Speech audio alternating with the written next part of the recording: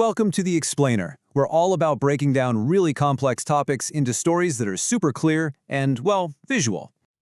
So today, let's talk about Beijing. Think about this for a second. How does a city with 22 million people, that's more than the entire population of Australia, by the way, how does it actually work? Because, it's so much more than just a city. It's really a command center, a tech giant, and a living, breathing museum, all engineered to be one cohesive thing. So let's dive in and see how all the pieces of this global megacity really fit together. All right, first up, what is Beijing? To get it, you've got to understand its core identity. And honestly, it's baked right into its name and its history. Its purpose has been crystal clear for centuries. Just look at the name, Beijing or Beijing. It literally means northern capital. And that name, it's a huge clue. It's a title it's held for centuries to distinguish it from Nanjing, the southern capital. So this wasn't some accident of geography, right? It was a deliberate political choice that has shaped its destiny for almost 1,000 years.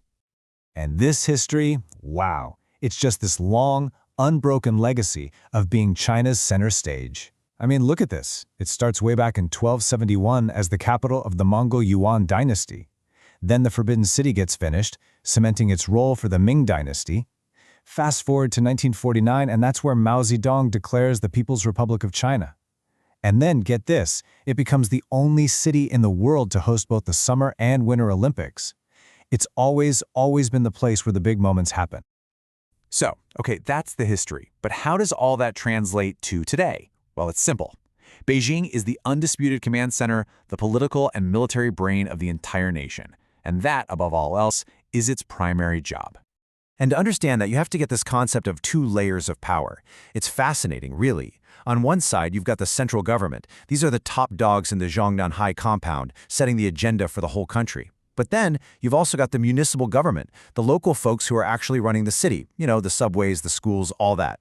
They're literally operating side by side. It's this incredible concentration of national and local power all in one spot.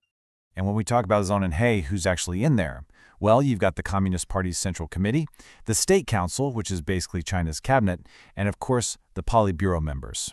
Think of it like the White House, 10 Downing Street, and the Kremlin all rolled into one.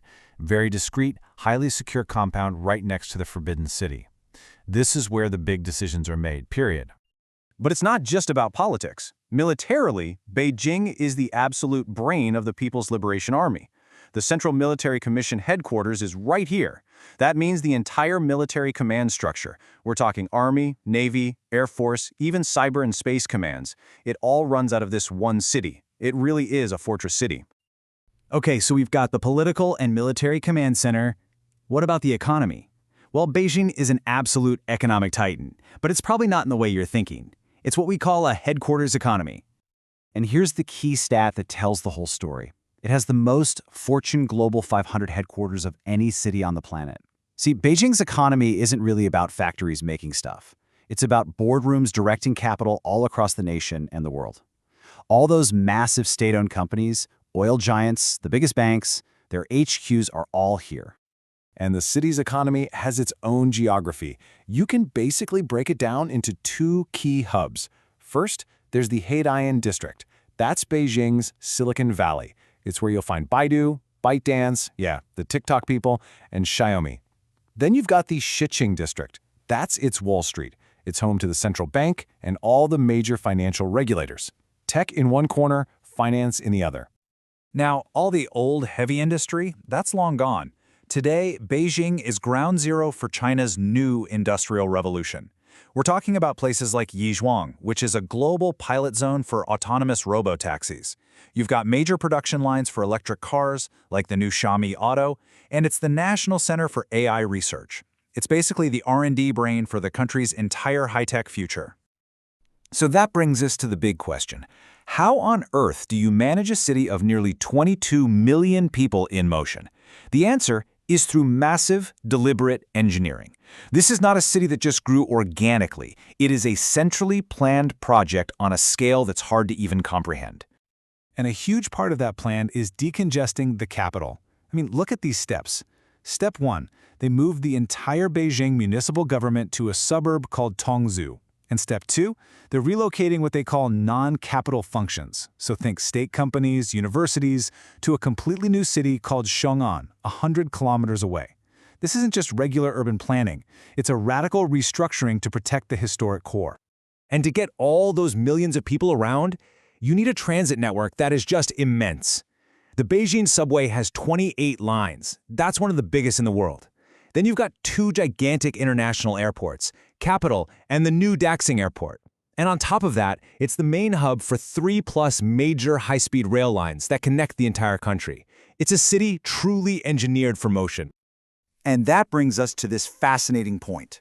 The government actually enforces a population cap. They're trying to keep the number of residents under 23 million. This just shows you the constant push and pull between the city's magnetic appeal, everyone wants to be there, and the government's massive effort to control its growth. Every single aspect is managed. All right, but beyond all the big government plans and economic numbers, Beijing is, of course, a living city, a place where people live their lives. And its character, its culture, a lot of that is shaped by its environment and its very, very distinct seasons.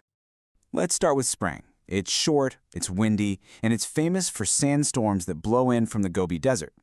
It's a pretty gritty reminder of the city's geography. It sits on a big plain, right next to the vast, dry interior of the country.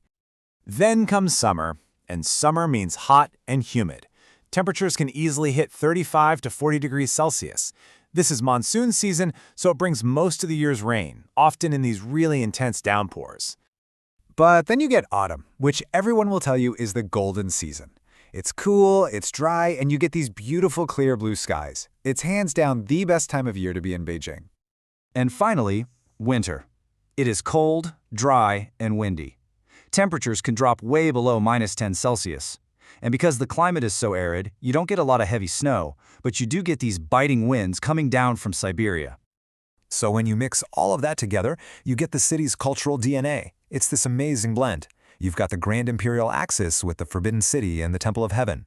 The Great Wall is just a short trip north. You've got the traditional Hutong alleyways. Of course, there's the iconic Peking duck, and even the unique Erhua accent that defines the local dialect. This is the stuff that gives the city its soul. So, let's pull it all together. What is Beijing's blueprint for 2025 and beyond? When you look at all these pieces, the political command, the headquarters economy, the massive city engineering, the deep cultural roots, a very clear strategy starts to emerge.